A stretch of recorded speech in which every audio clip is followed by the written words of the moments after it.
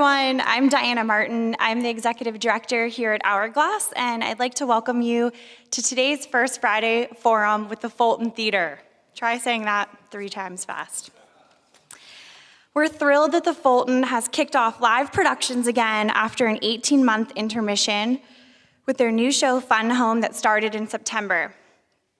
Today we're joined by Richard Bowen, the Fulton's Director of Corporate Relations and Grants, and Jeff Coon, the Annual Fund and Foundation Director, who are going to fill you in on what the Fulton has been up to while they were away, including a $35 million expansion and renovation project, and what the future holds for the grand old lady of Prince Street. Their talk will be a bit shorter today than usual because in about 20 or 25 minutes, those of us who are attending the forum in person are going to walk over to the Fulton for a tour of their new spaces and to learn more about how the Fulton can serve our community with its expansion. We'll take audience questions during the tour. I'd like to thank our First Friday Forum sponsor, Rogers & Associates. I'd also like to thank Millersville University and the Ware Center for hosting us today. Without further ado, I'd like to welcome Rich to share more about the power of the performing arts here in Lancaster. Thanks for being here. Yeah, our pleasure. Oh, there you go. Well, good afternoon, everyone, and thank you, Diana, for the introduction, and thank you for the opportunity for allowing us to share a little bit more about how the Fulton has weathered the prolonged COVID-19 situation, and now that we are finally open, much to our delight, for public performances and beginning to gather audiences, not only for a new season, but a new season in a new building. And when you do get to see the new building, I don't know how many folks in the room and online have seen our new space, but it is remarkable. And we couldn't be more thrilled to be bringing folks back through our doors. But I'll share a little bit about how COVID really impacted the Fulton and how we're coming out of it thanks to the wonderful support of our community. Actually, when the COVID-19 pandemic hit, last day of performances at the Fulton was actually Friday the 13th, Friday, March 13th, of all things. Right in the first week and a half of our production of Kinky Boots, which was the 4th main stage show for the 2019-20 season. So basically, the pandemic hit right dead center of our 2019-20 season. And what was really unfortunate was the fact that the Fulton was on pace that particular season. It was going to be our most successful ever in our 167 years of existence. As a matter of fact, had we been able to continue as planned through the July 2020 timeframe, we would have exceeded our box office goal by about $1.1 million. We were on pace to bring about 180,000 people through our doors, which even 3 years prior was closer to about 110,000. So we were really on a trajectory going up. The impact that COVID had on us was substantial, as with basically everyone in our community. We lost about $2.2 million in both earned and contributed income. Dollars that were crucial to not only maintaining the organization itself in terms of daily operations, but also the maintenance of a national historic landmark building of 167 years. During that time, we went from an employee base of a pre-COVID total of 72 employees down to a management team of just 16. And we've been creeping back upwards, thankfully, to the support of the community and some other key federal support that I'll share in a moment. We're now at about we're back to about 35 employees, and really looking to grow that as we go into the holiday season and our upcoming production of Cinderella. In terms of how we engaged with the community during the pandemic, like everyone else, we had to pivot. And as a performing arts organization that wasn't able to actually gather audiences, what we did is we went the virtual route.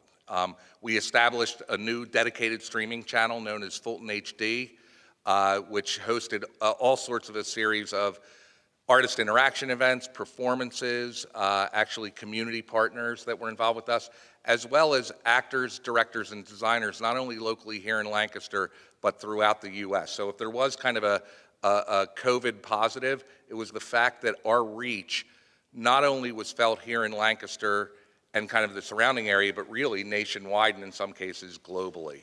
Another really key event that took place was thanks to our friends at WGAL.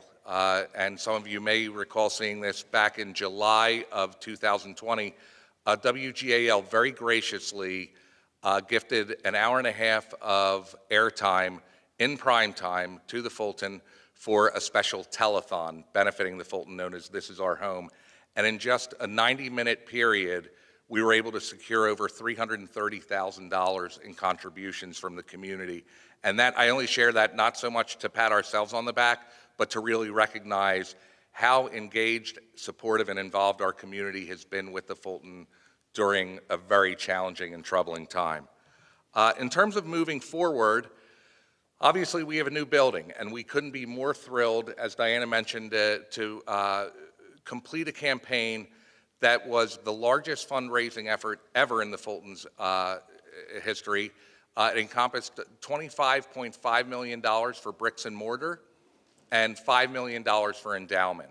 And thanks to our wonderful friends at Warfel and all the subs and suppliers that were involved with the project, the majority of which were local, the one thing that we really keyed in on is this was to be the community's campaign, both in terms of the build as well as the fundraising component. And we did, especially from a fundraising perspective, we had gifts. The smallest gift of the campaign was $1. The largest was $7 million.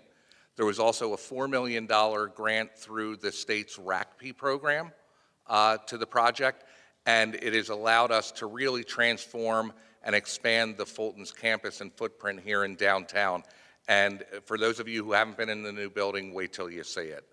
We can't be more excited to bring it to the community.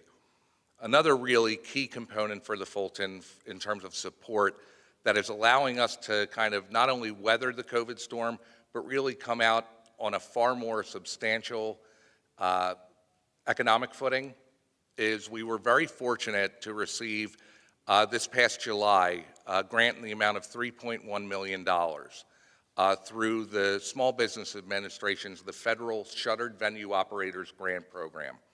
That program was put together to help support performing arts organizations throughout the U.S. and allow them to reopen their doors. So we were very fortunate. We were eligible.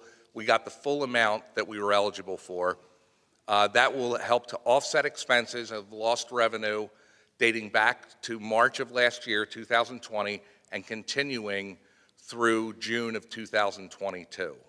And just last week, through a supplemental phase of the same SVOG grant program, we just were, it was just shared with us that we were awarded an additional $1.7 million. So the overall level of support through SVOG, the federal program, is about just over $4.8 million total. And I don't want to give anyone the impression that the Fulton is flush with cash, because that is certainly not the case. But I share that because one of the things that they really took a look at throughout the entire application process was not only obviously the day-to-day operations of the organizations applying and financials and narrative and all that good stuff, but they also took a real hard look at the communities in which we're based and what impact does the organization have on the community's cultural, social, and economic development. And as a result of our expansion, the Fulton's economic impact has been measured through an independent economic impact study going on about $23.8 million annually. And that is from the spend of not only the Fulton, but our audiences and the ripple effect that we have here in the community. So for example, someone's coming to a show. They go out to dinner beforehand. They pay a babysitter. They pay for parking. After the show, they might go out for a drink. It's really that collective community impact on the organization that allowed us to really make an impression and receive the award that we did. And now I'm going to turn it over to Jeff Coon to talk a little bit more about where we go from here now that we've actually officially opened the season. And not only have we opened the season, but Mr. Coon is actually on stage in our opening production, Fun Home. So, Jeff? Thank you, Rich, my friend. I'm very happy to be here. Thank you, Diana, for asking us. Thanks, Mike Rowan, for actually facilitating this. I'm here wearing two hats. I work both as a staff member at the Fulton in the development, as part of the development team, but I am also an actor. I was an actor for 25 years in Philadelphia before I moved full-time to Lancaster. It's the best move I've made personally, professionally, and I can tell you about that at another afternoon chat. But I wanted to give you a sense, as Rich alluded to, what's happening on our stages right now. We're in a tricky spot insofar as we have regulations that have been sent to us from the Actors Union that say we are interested in keeping our union members safe and secure, so we are operating under a sense of making sure that obviously we want our audiences and our community, the folks who are coming to see our shows, to be safe, but we're also dealing with an actors union that says you need to do X in order for us to give you contracts. So I'm going to give you a sense of what we're doing, but also how that sort of affects our ability to produce. So one of the things that we wanted to do when COVID happened, our thought was, well, let's just sort of pause everything. And when we come back, we'll do what would have been the 2021 season, and we'll just do that later on. And one of the tricky things about that is if you're planning to do Ragtime and Titanic, which are big shows with big casts, coming out of a pandemic, you don't know exactly whether or not that's a fiscally sound thing to do to take on a show that has 28 union contracts. So the other variable in that is that if there's a tour of a show that's coming through and happens to stop in Hershey, the rights owner of that particular show may say, you don't get that, you can't do that show now. We're taking those rights back because we don't want to cannibalize the ticket sales from that are going on in Hershey. So what we did is try to honor the subscriptions and single tickets that were sold over the course of the 1920 and into what would have been the 2021 season, but also navigate the fact that COVID is still an issue, unfortunately, for everyone. It's still an issue for our unions, and it's still an issue for the sense of let's not try and do the biggest season ever, knowing that we may not be able to sustain it. So what we're doing right now on our main stage, so backing up a little bit, we've got normally throughout the course of the year, we do 14 productions. We do 6 on the main stage, we do 4 as part of our Groff Studio series, and then we do 4 family series productions. This year is all the same, but we've scaled back a little bit. So Fun Home, which is the opening production on our main stage, was originally scheduled to be the last show of the 1920 season in the upstairs space, the Tell Studios Theater. It's moved downstairs because it's a cast of 9. There are 9 of us who are in the show. The set is a unit set.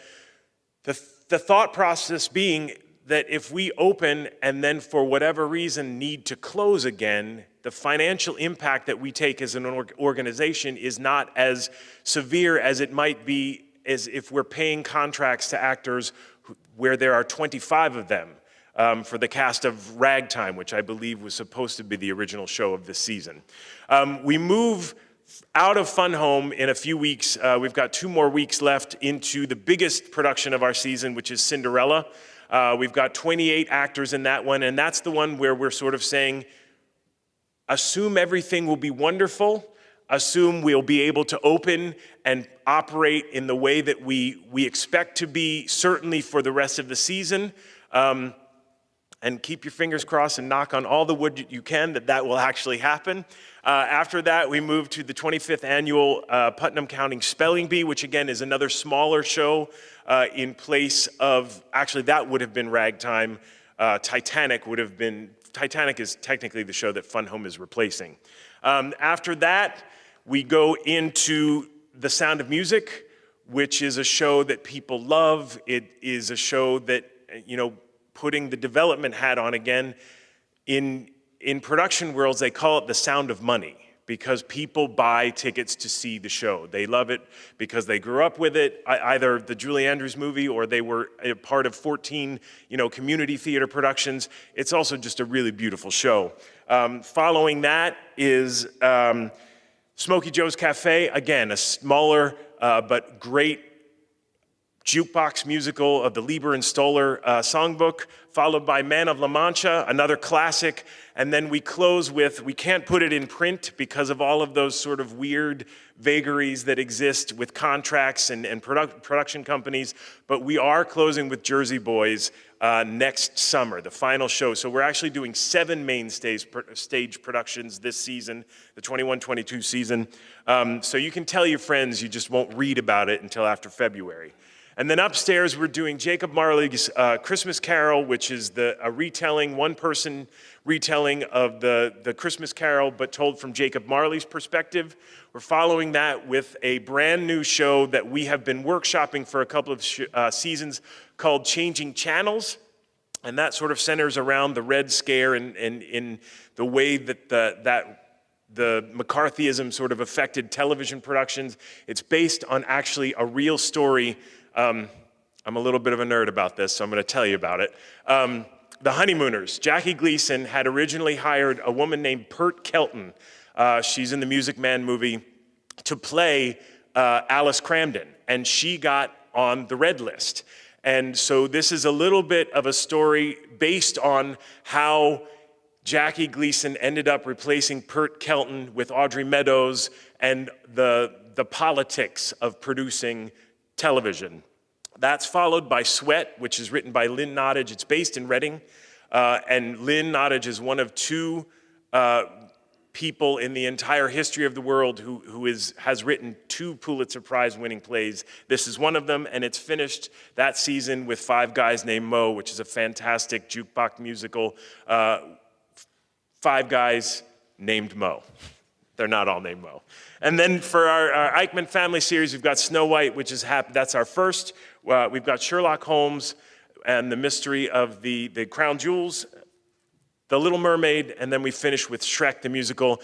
The idea for the family series, for those of you who don't know, is just to give families an opportunity to come to the theater for maybe the very first time and to begin to instill the idea that coming to the theater is part of your life from a very young age. So they're hour-long they're appropriate for all ages, and I know lots of parents and grandparents who come to just those series because they want to make that a part of their family lives. We're also doing a lot more with our inclusion, diversity, equity, and accessibility programming. We've got a speaker series that's happening over the course of the summer. We had a playwriting festival called Stories of Diversity. So we are actively looking for ways to engage our community beyond what we're already doing on our stages. And the tricky part about that is, as I look at a room full of people who are socially distant, is figuring out how do you give more people access at this point in time while still keeping a little bit of physical distance between them. And that's one of the things that we're continually navigating. I tend to go on too long at these things, so I'm going to stop talking right now. I'm going to thank you for your time. I'm going to let Diana do a little wrap-up, and then Rich and I will welcome you over to the theater for a tour of the entire new space. So thank you very much for your time this afternoon.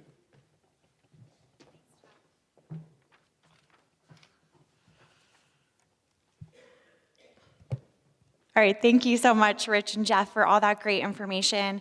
As we prepare to head over to the Fulton for the tour portion of today, I'd like to thank those of you who joined us on the live stream. A video recording of today's talk will be made available on our website and YouTube channel sometime next week. Please feel free to share that with community members who would benefit from learning more about the current work at the Fulton Theatre. Our next First Friday Forum will be Friday, November 5th, and will be focused on refugee resettlement in Lancaster County with Church World Services. To receive invitations to all of our First Friday events, please become an Hourglass member on our website at hourglasslancaster.org. I hope you can all join us. Until then, have a great weekend. And for those of us joining us for the tour, let's get ready to head over to the Fulton now. Thank you.